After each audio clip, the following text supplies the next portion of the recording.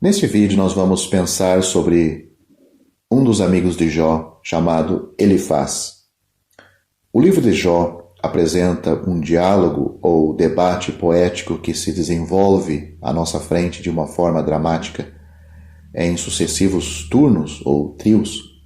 Há 6 interlocutores: Jó, os 3 amigos, um mais jovem chamado Eliú e Deus. O problema central é por que Jó sofre. Isto envolve necessariamente a questão do sofrimento humano como um todo. Os 3 amigos de Jó tentam interpretar o caso particular dele segundo seus conceitos da providência em geral. Os resultados são bastante insatisfatórios. Então, quando surge um impasse patético, Eliú, o mais jovem, repentinamente fala e com cautela expõe pelo menos uma sugestão importante que fora ignorado até aquela altura pelos 3 anteriores. As trevas profundas, porém, continuam. Finalmente, a voz de Deus se faz ouvir vindo de uma tempestade, o que leva à discussão ao majestoso, mas inesperado apogeu. Se quisermos apreciar a mensagem viva desse antigo diálogo dramático, há 2 importantes coisas a serem feitas. Primeiro, é preciso entender a essência da discussão em si. Segundo, devemos observar o notável processo que envolve o sofredor Jó. Qual é, então, o significado central da discussão? Poderemos entendê-lo mais rapidamente se observarmos os outros oradores e seus respectivos pontos de vista, e não os discursos de Jó. Vejamos primeiro os 3 amigos de Jó, num breve resumo sobre eles. Elifaz, o Temanita, Bildade, o Suíta, e Zofar, o Naamatita. No debate, eles falam um após o outro, na ordem em que os citei aqui. Possivelmente por ser essa a ordem de idade, embora com certeza todos fossem homens idosos. Veja, por exemplo, o capítulo 32, versículo 6. Eles vieram de muito longe para consolar Jó, capítulo 2, versículos 11 a 13, mas à medida que o diálogo se desenrola, porém suas condolências transformam-se em condenação e o sofrimento de Jó agrava-se, chegando a um ponto quase insuportável. Qual é então a filosofia e o argumento desses homens?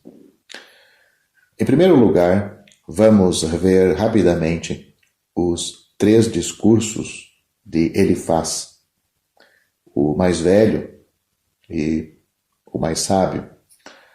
Um leitor atento logo notará a peculiaridade que distingue Elifaz de Bildade e Zofar, a saber, o fato que apoia sua filosofia de vida sobre a base dupla, ou seja, a observação geral e uma resposta ou uma suposta iluminação espiritual especial.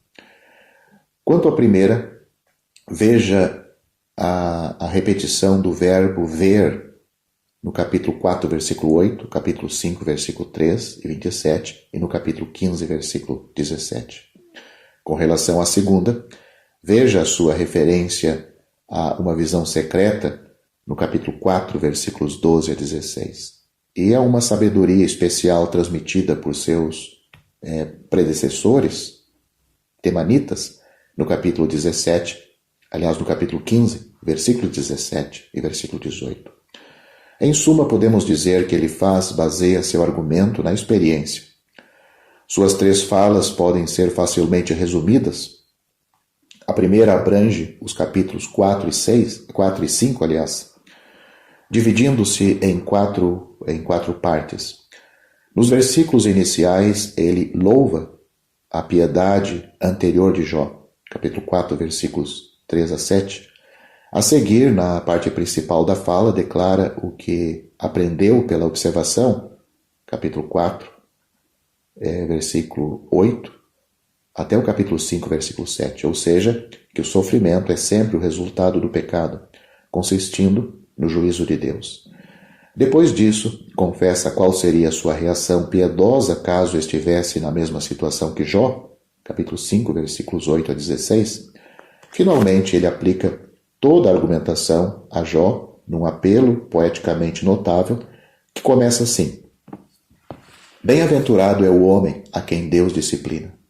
Capítulo 5, versículos 17 a 27.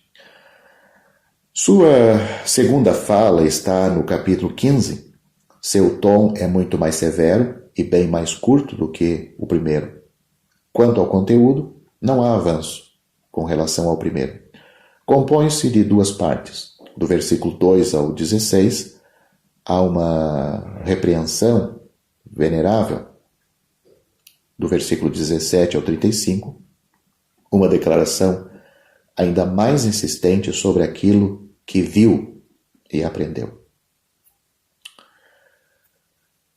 Sua terceira fala ocupa o capítulo 22. Novamente, não há qualquer avanço no argumento. Continua com a mesma teoria anterior, baseada no argumento de que Jó deve ter pecado. Divide-se em três partes. Do versículo 1 ao 9, ele condena Jó diretamente, em especial do versículo 5 ao 9, onde ele contradiz com clareza a sua própria menção favorável a Jó na primeira fala. A seguir, do versículo 10 ao versículo 20, expõe sua conclusão inflexível sobre Jó, começando com o inconfundível posso isso. Essas palavras são encontradas aí. Jó é, na verdade, um hipócrita. Veja essa consideração dele e a conclusão dele sobre Jó. Veja o versículo 13. Finalmente, do versículo 21 ao 30, lemos o último apelo que ele faz, começando com as seguintes palavras: Reconcilia-te, pois, com ele, e tem paz. Eis, portanto, a análise dele ele faz. Este homem e seus conceitos podem ser resumidos da seguinte forma. Primeiro, apoia sua filosofia de vida, especialmente nas próprias observações e experiência. Capítulo 4, versículo 8 e 12. Capítulo 5, versículo 3. Segundo,